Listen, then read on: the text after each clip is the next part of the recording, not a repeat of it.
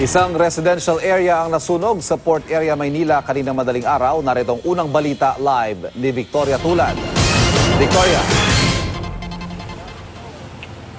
Ivan, nakataas pa rin ang 5th alarm dito sa Port Area, Barangay 650 sa Maynila. Ayon sa Bureau of Fire Protection, nagsimula itong sunog ilang minuto bago mag-alas 4 ng madaling araw. Ayon nga kay BFP Chief Inspector Marvin Carbonell, nagsimula ito sa ikalawang palapag ng isang bahay sa Delgado Street at kumalat na nga sa humigit kumulang 100 bahay.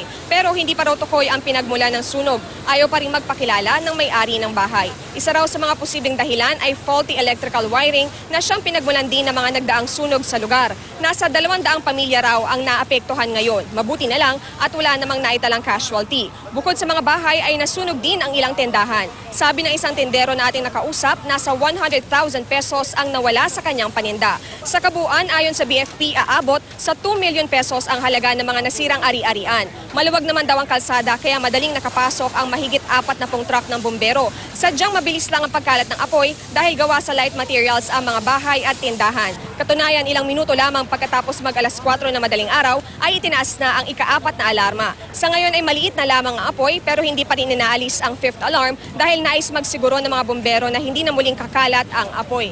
Ivan, dahil nga sunod-sunod yung mga sunog dito sa Metro Manila nito mga nagdaang araw, paalala muli ng BFP sa publiko ay siguruhin na maayos yung kanilang mga electrical wiring at huwag iiwan yung kanilang mga appliances na nakasaksak lalo na kung hindi naman ginagamit. Ivan? Maraming salamat, Victoria Tulad.